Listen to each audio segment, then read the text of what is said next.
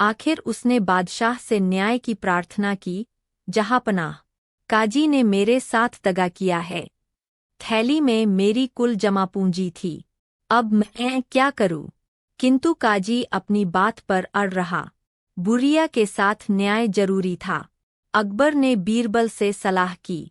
बीरबल बोले, जहाँपनाह, मेरे ख्याल से काजी ने थैली फाड़कर उसमें से रुपए निकाल लिए हैं। बाद में उसे किसी होशियार रफूगर से रफू करवा दिया है। फिर भी बिना सबूत के फैसला कैसे हो? बादशाह ने पूछा। जहाँपनाह, आज रात को सोते समय आप अपनी चादर का एक कोना फाड़ दीजिए, फिर देखिए क्या होता है। वो बीरबल ने सुझाव दिया। दूसरे दिन बीरबल के सुझाव के अनुसार अकबर ने चादर का एक कोना फाड़ दिया। रात को जब वह सोने गए तो उन्होंने देखा कि चादर को बहुत होशियारी से रफू कर दिया गया है। उसे देखकर यकीन ही नहीं होता था कि यह कभी फटी भी थी। अकबर ने पहरेदार को बुलाया और पूछा, इसे किसने रफू किया है? पहरेदार ने सफाई दी, जहाँपनाह, मेरी खता माफ हो। सजा पाने के डर से मैं शहर के सबसे होशियार रफूगर के पास गया था। उसी ने इसे रफू किया है। ठीक है, अब तुम जाओ और कल को उस रफूगर को दरबार में हाजिर करो। अकबर ने हुक्म दिया। दूसरे दिन रफूगर को दरबार में लाया गया।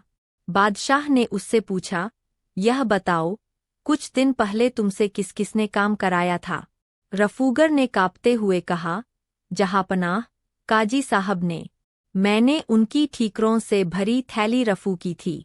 इसके बाद काजी को दरबार में बुलाया गया।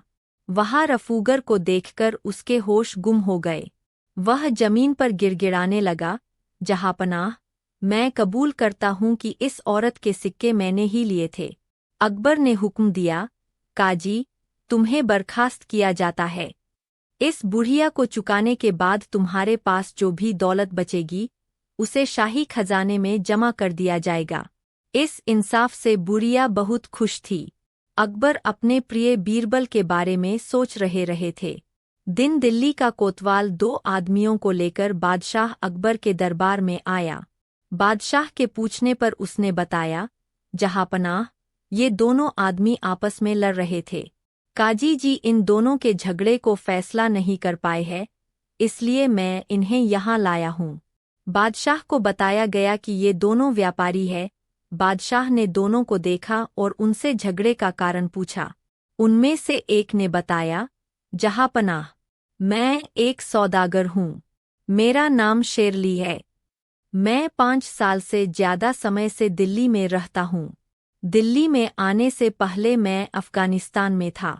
वहाँ यह आदमी मेरा गुलाम था। आज मैंने इसे दिल्ली में देखा तो पकड़ लिया। यह सुनकर दूसरा व्यापारी बीच में ही बोल पड़ा, जहाँपनाह, यह आदमी झूठा है। इसका नाम शेरली है। इसका नाम नसीबा है। यह मेरा गुलाम था। 6 साल की तलाश के बाद आज दिल्ली में मिला है। इस पर शेरली बोला, जहाँपनाह, नसीबा तो यह है। मेरा गुलाम था यह। मैं गवाह पेश कर सकता हूँ। वे साबित कर देंगे कि मैं ही शेरली हूँ। हो सकता है, जब से तुम मेरी रकम लेकर गायब हुए हो, तुमने अपना नाम शेरली रख लिया हो। यह सुनकर दोनों वही झगड़ने लगे। एक ने कहा, तुम्हारी यह मजाल कि मुझे नसीब कहो। दूसरा बोला, अपने मालिक के सामने तुम्हारी यह जुर्रत। बादशाह ने दोनों को शांत किया और आदेश दिया कि तुम दोनों का फैसला बीरबल करेंगे। बीरबल अपने आसन से उठे और उन दोनों के पास आए। उन्होंने दोनों की आंखों में आंखें डालकर देखा। दोनों चुपचाप खड़े रहे। इसके बाद बीरबल ने कहा, तुम दोनों पेट के बल फर्श पर लेट जाओ। मैं आंखें बंद करके ध्यान लगाऊंगा और यह पहचान लूंगा कि झूठा कौन है। दोनों व्यापारी पेट के बल जमीन पर लेट गए। बीरबल ने एकाएक अपनी आंखें खोली और बोले, मुझे झूठे आदमी का पता चल गया है। जल्लाद को बुलाओ। जल्लाद अपने कुल्हाड़े के साथ दरबार में हाजिर हुआ। देखते ही बीरबल ने आदेश दिया, उड़ा दो गुलाम का सिर। जल्लाद के कुल्हाड़ा उठाते ही दिल्ली का सौदागर उछलकर बैठ गया। वह गिड़गिड़ाने लगा, हुजूर, मेरी जान बख्शी जाए। इस प्रकार बीरबल की बुद्धिमानी से अपराधी पकड़ा गया। नकली शेरली की सारी दौलत असली मालिक को सौंप दी गई और गुलाम नसीबा को जेल में डाल दिया गया। जाने से पहले वह अपने मित्र के पास पहुंचा। उसने मित्र को एक थैली दी और कहा, मित्र, मैं तीर्थयात्रा पर जा रहा हूँ। अपनी यह थैली आपको सौंप रहा हूँ। इसमें मेरी 1000 अशर्फिया है। कृपया इन्हें संभाल कर रखिएगा। जब मैं तीर्थयात्रा से लौटकर आऊँगा, यह थैली आपसे वापस ले लूँगा। कुछ महीनों बाद वह बूढ़ा वापस आया और अपने मित्र के पास पहुँचा। उसने मित्र से कहा, मित्र, अब मेरी थैली मुझे वापस कर दो। किंतु मित्र के मन में लालच आ गया। उनसे बूढ़े से पूछा, तुम किस थैली की बात कर रहे हो? तुमने तो मुझे कोई थैली नहीं दी। बूढ़े ने विनम्रता के साथ कहा, मित्र, हंसी मत करो। उस थैली में मेरी सारी जमा पूंजी है। मेरी थैली लौटा दो। लालची मित्र ने क्रोध करते हुए कहा, कैसी थैली, मूर्ख बूढ़े, तूने मुझे कभी कोई थैली नहीं दी। इस झगड़े का कोई हल नहीं निकला तो दोनों बीरबल के पास पहुँचे। बीरबल ने दोनों की बात सुनी। उन्होंने बूढ़े से पूछा, तुमने अपनी कहा पर अपने मित्र को दी थी? बूढ़े ने हाथ जोड़े और बताया, श्रीमान जी, आम के बाग में एक पेड़ के नीचे। अब इसके मन में लालच आ गया है। यह मेरी थैली नहीं देना चाहता है। इस पर मित्र बोला, श्रीमान जी, यह झूठ बोलता है। इसने मुझे कोई थैली नहीं दी। बीरबल ने दोनों को चुप रहने की आज्ञा दी और बूढ़े से बोले, तुमने आम के पेड़ के नीचे, तुम्हारी यह जुर्रत। बादशाह ने दोनों को शांत किया और आदेश दिया कि तुम दोनों का फैसला बीरबल करेंगे। बीरबल अपने आसन से उठे और उन दोनों के पास आए। उन्होंने दोनों की आंखों में आंखें डालकर देखा। दोनों चुपचाप खड़े रहे। इसके बाद बीरबल ने कहा, तुम दोनों पेट के बल फर्श पर लेट जाओ। मैं आंखें बंद करके ध्यान लगाऊंगा और यह पहचान लूंगा कि झूठा कौन है। दोनों व्यापारी पेट के बल जमीन पर लेट गए। बीरबल ने एकाएक अपनी आंखें खोली और बोले, मुझे झूठे आदमी का पता चल गया है। जल्लाद को बुलाओ। जल्लाद अपने कुल्हाड़े के साथ दरबार में हाजिर हुआ। देखते ही बीरबल ने आदेश दिया, उड़ा दो गुलाम का सिर। जल्लाद के कुल्हाड़ा उठाते ही दिल्ली का सौदागर उछलकर बैठ गया। वह गिड़गिड़ाने लगा, हुजूर, मेरी जान बख्शी जाए। इस प्रकार बीरबल की बुद्धिमानी से अपराधी पकड़ा गया। नकली शेरली की सारी दौलत असली मालिक को सौंप दी गई और गुलाम नसीबा को जेल में डाल दिया गया। जी, बाग यहाँ से 3 मील दूर है। लालची मित्र बोला, कोई बात नहीं, हम बूढ़े के आने तक उसका इंतजार करेंगे। आप लोग आराम से बैठ जाए। बीरबल ने मुस्कराते हुए कहा। वह बूढ़ा कई घंटों बाद लौटा तो हाफ रहा था। उसके माथे पर पसीना चमक रहा था। वह बड़ा निराश था। बीरबल ने उससे पूछा, क्यों, क्या हुआ? बूढ़ा बोला, श्रीमान जी, मैं बाग में गया। मैंने उस पेड़ को आपका हुक्म सुनाया, परंतु वह टस से मस नहीं हुआ। कोई बात नहीं, तुम चिंता न करो, पेड़ की गवाही हो चुकी है। बीरबल ने कहा। इसके बाद उन्होंने लालची मित्र से कहा, तुम झूठे हो। बूढ़े की थैली तुम्हारे ही पास है, वरना तुम्हें कैसे पता होता कि बूढ़ा किस बाग में गया है और वह बाग कितना दूर है? बीरबल की बुद्धिमानी को देखकर सब उनकी जय जयकार करने लगे। एक दिन बीरबल बाग में टहलते हुए सुबह की ताजी हवा का आनंद ले रहे थे कि अचानक एक आदमी उसके पास आकर बोला, क्या तुम मुझे बता सकते हो कि बीरबल कहाँ मिलेंगे? बीरबल बोले, बाग में। यह सुनकर वह आदमी थोड़ा सकपकाया, लेकिन फिर संभल कर बोला, वह कहाँ रहते हैं? बीरबल ने उत्तर दिया, अपने घर में। हैरान परेशान आदमी ने फिर पूछा, तुम मुझे उसका पूरा पता ठिकाना क्यों नहीं बता देते? बीरबल ने ऊंचे स्वर में कहा, क्योंकि तुमने पूछा ही नहीं। उस आदमी ने फिर सवाल किया, क्या तुम नहीं जानते कि मैं क्या पूछना चाहता हूँ? बीरबल ने जवाब दिया, नहीं जनाब। वह आदमी कुछ देर के लिए चुप हो गया। बीरबल का टहलना जारी था। वह फिर बीरबल के पास जा पहुंचा, बोला, बस मुझे केवल इतना बता दो कि क्या तुम बीरबल को जानते हो? बीरबल ने जवाब दिया, हाँ, मैं जानता हूँ। उस आदमी ने पूछा, तुम्हारा क्या नाम है? बीरबल ने उत्तर दिया, मेरा ही नाम बीरबल है। यह सुनकर वह आदमी भौचक्का रह गया। वह बीरबल से इतनी देर से बीरबल का पता पूछ रहा था और बीरबल थे कि बताने को तैयार नहीं हुए कि वही बीरबल है। उसके लिए यह बेहद आश्चर्य की बात थी।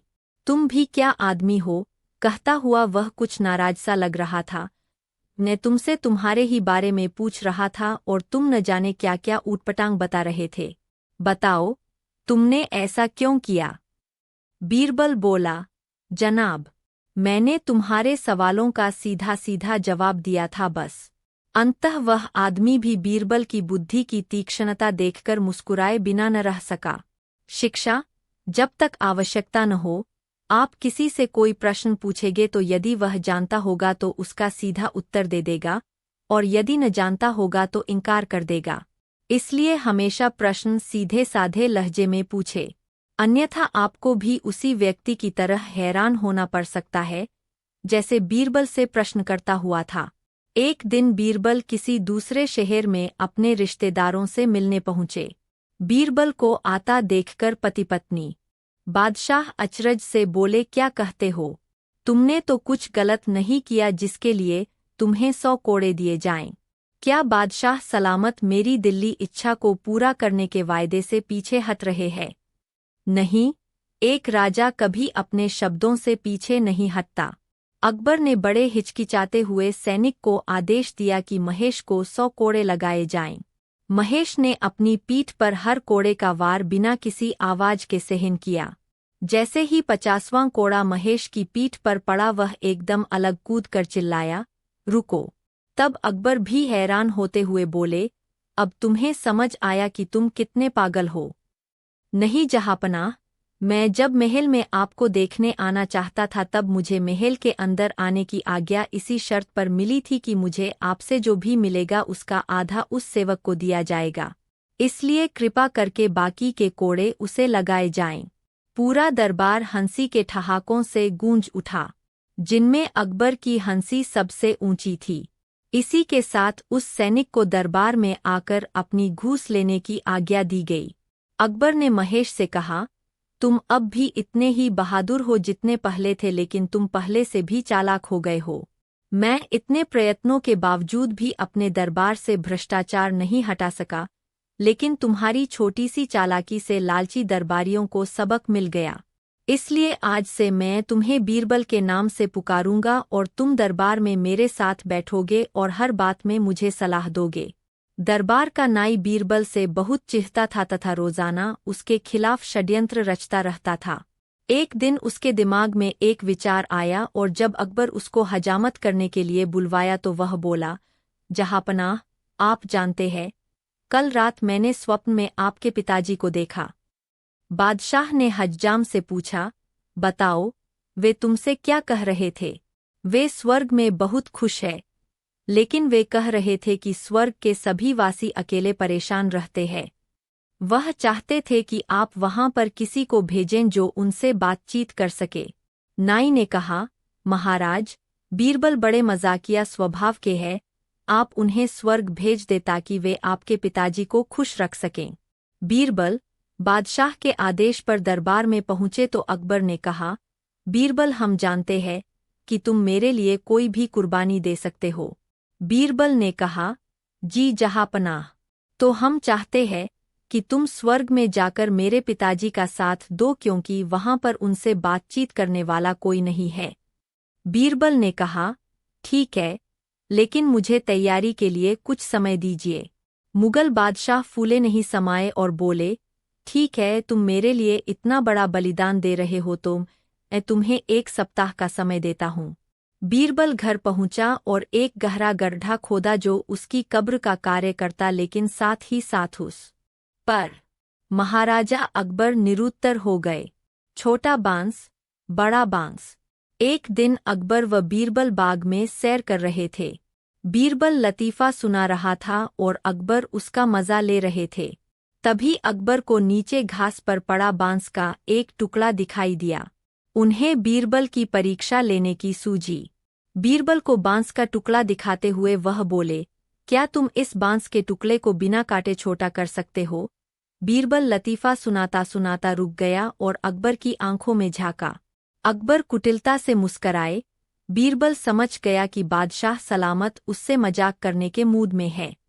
अब जैसा बेसिर पैर का सवाल था तो जवाब भी कुछ वैसा ही होना चाहिए था। बीरबल ने इधर-उधर देखा। एक माली हाथ में लंबा बांस लेकर जा रहा था। उसके पास जाकर बीरबल ने वह बांस अपने दाएं हाथ में ले लिया और बादशाह का दिया छोटा बांस का टुकड़ा बाएं हाथ में। बीरबल बोला, हुजूर, अब देखे इस टुकड़े को, हो गया न बिना काटे ही छोटा। बड़े बांस के सामने वह टुकड़ा छोटा तो दिखना ही था। निरुत्तर बादशाह अकबर मुस्करा उठे बीरबल की चतुराई देखकर। जब बीरबल बच्चा बना। एक दिन बीरबल दरबार में देर से पहुंचा। जब बादशाह ने देरी का कारण पूछा तो वह बोला, मैं क्या करता हुजूर? मेरे बच्चे आज जोर-जोर से रोकर कहने लगे कि दरबार में न जाऊं। किसी तरह उन्हें बहुत मुश्किल से समझा पाया कि मेरा दरबार में हाजिर होना कितना जरूरी है। इसी में मुझे काफी समय लग गया और इसलिए मुझे आने में देर हो गई। बादशाह को लगा कि बीरबल बहानेबाजी कर रहा है। बीरबल के इस उत्तर से बादशाह को तसल्ली नहीं हुई। वे बोले, मैं तुमसे सहमत नहीं हूँ। किसी भी बच्चे को समझाना इतना मुश्किल नहीं जितना तुमने बताया। इसमें इतनी देर तो लग ही नहीं सकती।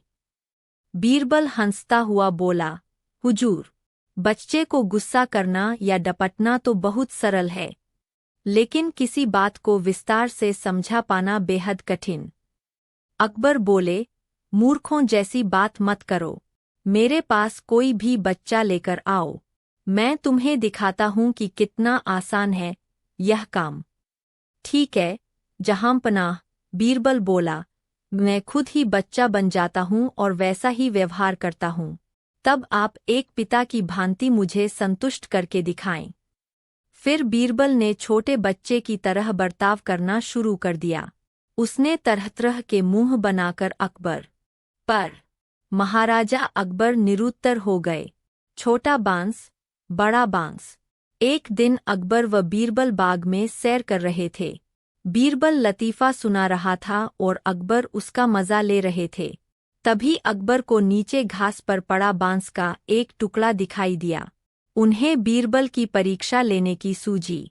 बीरबल को बांस का टुकड़ा दिखाते हुए वह बोले, क्या तुम इस बांस के टुकड़े को बिना काटे छोटा कर सकते हो? बीरबल लतीफ़ा सुनाता सुनाता रुक गया और अकबर की आंखों में झांका। अकबर कुटिलता से मुस्कराए। बीरबल समझ गया कि बादशाह सलामत उससे मजाक करने के मूड में है। अब जैसा बेसिर पैर का सवाल था तो जवाब भी कुछ वैसा ही होना चाहिए था। बीरबल ने इधर-उधर देखा। एक माली हाथ में लंबा बांस लेकर जा रहा था। उसके पास जाकर बीरबल ने वह बांस अपने दाएं हाथ में ले लिया और बादशाह का दिया छोटा बांस का टुकड़ा बाएं हाथ में। बीरबल बोला, हुजूर, अब देखे इस टुकड़े को, हो गया न बिना काटे ही छोटा। बड़े बांस के सामने वह टुकड़ा छोटा तो दिखना ही था। निरुत्तर बादशाह अकबर मुस्करा उठे बीरबल की चतुराई देखकर। जब बीरबल बच्चा बना। एक दिन बीरबल दरबार में देर से पहुंचा। जब बादशाह ने देरी का कारण पूछा तो वह बोला, मैं क्या करता हुजूर? मेरे बच्चे आज जोर-जोर से रोकर कहने लगे कि दरबार में न जाऊं। किसी तरह उन्हें बहुत मुश्किल से समझा पाया कि मेरा दरबार में हाजिर होना कितना जरूरी है। इसी में मुझे काफी समय लग गया और इसलिए मुझे आने में देर हो गई। बादशाह को लगा कि बीरबल बहानेबाजी कर रहा है। बीरबल के इस उत्तर से बादशाह को तसल्ली नहीं हुई। वे बोले, मैं तुमसे सहमत नहीं हूँ। किसी भी बच्चे को समझाना इतना मुश्किल नहीं जितना तुमने बताया। इसमें इतनी देर तो लग ही नहीं सकती। बीरबल हंसता हुआ बोला, हुजूर, बच्चे को गुस्सा करना या डपटना तो बहुत सरल है, लेकिन किसी बात को विस्तार से समझा पाना बेहद कठिन। अकबर बोले, मूर्खों जैसी बात मत करो। मेरे पास कोई भी बच्चा लेकर आओ, मैं तुम्हें दिखाता हूँ कि कितना आसान है यह काम। ठीक है जहाँपनाह, बीरबल बोला, मैं खुद ही बच्चा बन जाता हूँ और वैसा ही व्यवहार करता हूँ। तब आप एक पिता की भांति मुझे संतुष्ट करके दिखाएं। फिर बीरबल ने छोटे बच्चे की तरह बर्ताव करना शुरू कर दिया। उसने तरह तरह के मुंह बनाकर अकबर बादशाह ने अपने प्रिय दरबारी बीरबल से पूछा, तुम इतने काले रंग के कैसे हो गए? बादशाह की बात में कुछ चिढ़ाने वाला पुट भरा था। बीरबल ने कहा, जहाँपनाह, जब अल्लाह ताला के यहाँ खैरात बांटी जा रही थी तो उन्होंने सब खैरात प्राणियों के सामने रख दी। सब लोगों ने अपनी इच्छा एवं आवश्यकता के अनुसार उनमें से वस्तुएं चुन ली। जहाँपनाह, मैं बुद्धि एवं विद्या ही लेता रह गया, रूप रंग की तरफ ध्यान ही नहीं गया। इसके विपरीत आप मात्र रूप रंग ही लेते रह गए, आपका ध्यान बुद्धि एवं विद्या की तरफ गया ही नहीं। इस प्रकार बीरबल ने यह सिद्ध किया कि वह बुद्धिमान है किंतु बदसूरत है। इसके विपरीत बादशाह खूबसूरत किंतु बेवकूफ़ है। एक बार बादशाह अकबर किसी व्यापारी के पास से तोता खरीद कर लाए। वह तोता देखने में अत्यंत सुंदर था और उसकी बोली भी बड़ी मीठी थी। अकबर ने उस तोते की रखवाली के लिए एक सेवक को नियुक्त कर दिया और उसे साफ हिदायत दे दी कि अगर तोता मरा तो तुम्हें मृत्यु दंड दे दूंगा, और इसके अलावा जिसने भी अपने मुंह से कहा कि तोता मर चुका है, उसे भी मौत की सज़ा मिलेगी। इसलिए तोते की रखवाली अच्छे से करना। सेवक तोते को लेकर चला गया और बड़े उत्साह से उसकी देखभाल करने लगा। उसे कहीं न कहीं यह डर सता रहा था कि अगर कहीं बादशाह का तोता मरा तो उसकी जान पर बन आएगी। और फिर एक दिन ऐसा ही हुआ। तोता अचानक मर गया। अब सेवक के हाथ पाँव फूलने लगे। उसे बादशाह अकबर की कही बात याद थी। वह तुरंत दौड़कर बीरबल के पास गया और पूरी बात बताई। बीरबल ने उस सेवक को पानी पिलाया और कहा, चिंता मत करो, मैं बादशाह से बात करूंगा। तुम बस इस समय उस तोते से दूर हो जाओ। इतना बोलकर बीरबल ने बात अधूरी छोड़ दी। अकबर बादशाह तुरंत सिंहासन से खड़े हुए और बोले, क्या हुआ? तोता मर गया।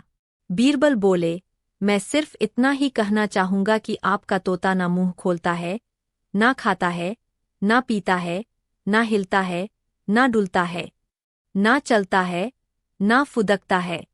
उसकी आंखें बंद है और वह अपने पिंजरे में लेटा पड़ा है। आप आइए और जरा उसे देखिए। अकबर और बीरबल फौरन तोते के पास गए। अरे बीरबल, तोता मर चुका है, ये बात तुम मुझे वहीं पर नहीं बता सकते थे? अकबर क्रोधित होते हुए बोले, उस तोते का रखवाला कहाँ है? मैं उसे अभी अपनी तलवार से सजाए मौत दूंगा।